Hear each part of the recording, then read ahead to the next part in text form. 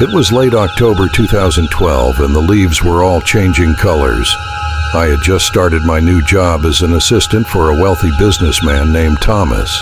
He had a huge old mansion about an hour outside of the city that he used as a weekend getaway. That Friday afternoon, as I was packing up to leave, Thomas asked me if I would house sit for him at the mansion over the weekend. He said he had to go out of town unexpectedly for work. Even though it kind of creeped me out, I agreed. I needed the extra cash and didn't want to disappoint my new boss. So that evening I drove out to the mansion. It was located at the end of a long, winding dirt road surrounded by dense woods. As I pulled up to the ominous-looking house, I felt a chill run down my spine. The mansion was enormous, with ivy creeping up the weathered stone walls and imposing gargoyles guarding the front entrance. Thomas left the key under the front mat for me. As soon as I opened the heavy wooden door, the hinges creaked loudly, startling me. I got chills down my spine again as I stepped inside.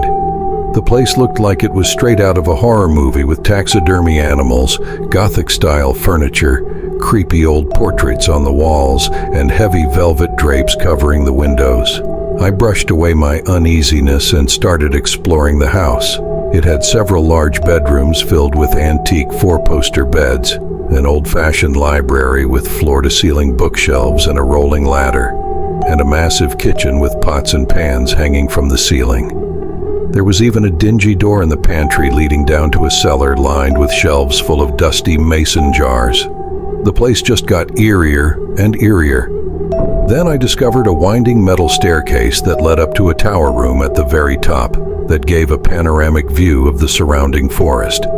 But most unsettling of all was the locked door to what appeared to be an attic room that gave me a very unexplainable bad feeling, like something evil lurked behind it. Later that night, as I was cooking dinner, the power suddenly went out. The candlelit mansion took on an even more sinister vibe. I sighed, lit some candles, and called the electric company. They said a power line had gone down in the storm, and it would be at least 2 to 3 hours before it was fixed. Great.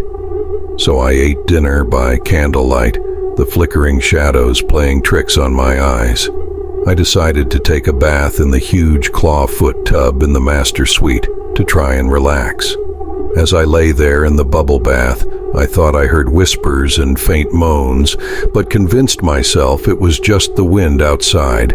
I must have dozed off in the tub because next thing I knew, I heard a loud thud come from elsewhere in the house. My heart started racing. I quickly got dressed and grabbed a fire poker from beside the fireplace to use as protection. I slowly crept from room to room, searching for the source of the noise. My adrenaline was pumping. I made my way down a long hallway, lined with disturbing paintings that seemed to watch my every move. I thought I saw one with eyes that followed me. I paused at the foot of the big wooden staircase, peering up apprehensively. I tightened my grip on the fire poker, summoning my courage before ascending the stairs. I got to the top of the landing and peeked around the corner. Nothing there. Then I heard footsteps right below me coming from the basement. Someone was in the house. Before I could react, the power suddenly kicked back on. I screamed and turned around to find Thomas standing there. He had come back early and didn't want to scare me by announcing himself right away. I was terrified but so relieved. I quit the next week. That was enough excitement to last me a lifetime.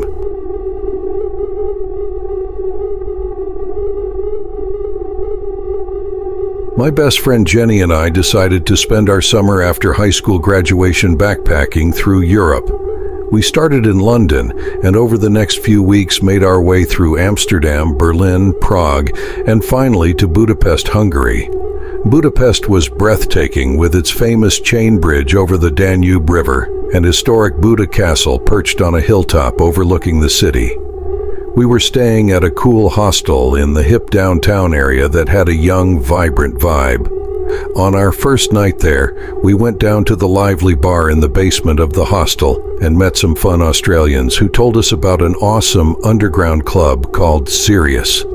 They said it was in an old abandoned building and could be tricky to find, but was an experience not to miss.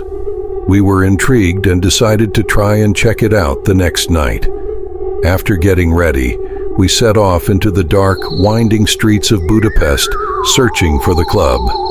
After a while, we started to feel lost in the shadowy maze of alleys and corridors. Just as we were about to give up, a group of locals spilled drunkenly out of an unmarked door. Loud dance music pulsed from within. This must be the place. We entered hesitantly down a graffiti-covered passage into a cavernous room. The club was packed with people and pulsating with dance music. Laser lights flashed through the haze of cigarette smoke. We made our way to the crowded bar to get some drinks. As we waited, this creepy older guy with long greasy hair and a thick Hungarian accent got uncomfortably close to Jenny at the bar and kept asking her to dance, slurring his words. She politely declined and we brushed him off. I noticed his eyes lingered on Jenny in a way that made my skin crawl. A while later, I saw him whispering and laughing with some shady-looking guys glancing our way. They seemed to be scheming something. The man kept staring at Jenny and licking his lips. I pointed them out to Jenny and suggested we leave. I had a very bad feeling. She agreed the place was getting creepy. We tried finding the exit, but got turned around in the dark, maze-like corridors of the club. There were shadowy alcoves filled with couples making out, giving the place an ominous vibe. We felt lost and disoriented. Suddenly, the creepy guy appeared again out of nowhere and grabbed Jenny's wrist. She screamed and I yelled at him to leave her alone. We pulled away and took off frantically, running down another hallway as fast as we could in the opposite direction. Our hearts raced with fear of what might have happened. We could hear footsteps pounding behind us in pursuit. Just in the nick of time, I spied a storage closet and yanked Jenny inside, slamming the rusted door shut. We held our breath in terror as the footsteps got louder, paused outside, then faded into the distance. After what seemed an eternity, we finally left the closet, scoping out the hallway to ensure the coast was clear. We found a staff member who showed us the way out to safety. We spilled out into the night air, our buzz completely killed. We never went back to that club and felt lucky to have escaped unharmed. The next day, we got on the first train out of Budapest, more than ready to put that night behind us.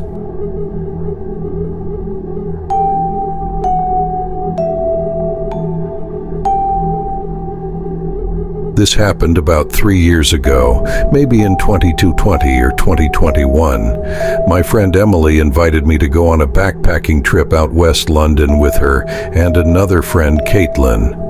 We would hike through Yellowstone National Park and camp out under the stars. Emily and I were experienced hikers, but this was Caitlin's first real camping trip. When we picked her up, she was decked out in brand new hiking boots, backpack, and every gadget you could imagine. Emily and I smiled and exchanged amused glances. The first day on the trail went well. We hiked about 5 miles, giving ourselves different challenges and doing other competitions. Finally, we made it back to our spot, then made camp next to a beautiful alpine lake. It was so peaceful watching the sun set over the water. But late that night, we were awoken by strange scratching sounds outside the tent, like someone or an animal was standing over, and we would see shadow moving around in an undirected manner, but we wouldn't hear any footsteps. Caitlin was dead asleep, but Emily and I looked at each other wide-eyed. In the morning, we saw animal tracks surrounding our campsite, but couldn't identify the species. Caitlin said she heard a loud screeching sound in her dream that chilled her blood. We all felt unnerved but continued our hike. We hiked 8 strenuous miles to get to our next camp. That night, we built a roaring campfire, made s'mores, and told ghost stories. Suddenly, we heard a terrifying scream echoing from the surrounding woods that made my blood turn cold. We huddled together in panic. This time around, we heard footsteps crunching outside the tent, getting louder and closer. I turned on my flashlight and saw a huge grizzly bear lumbering directly toward us. We froze in shock. Fortunately, Caitlin's loud screams scared it away. That was very close. Shaken, we quickly packed up camp to leave at dawn. As we continued our hike over the following days, we couldn't shake a creeping feeling of being watched from the woods. At night, we heard frightening noises and screams that kept us awake and on high alert. The final straw was when we returned from a hike to find our camp ransacked. That was it for Caitlin. She threw her gear in the truck and headed to the nearest hotel, done with our wilderness adventure. Emily and I cut the trip short as well. The mystery hauntings too much for our frayed nerves. We were happy to get back to civilization after being stalked by unknown forces in the untamed wilderness. Up till today, I knew something was deep in those woods, but can't really tell what that is.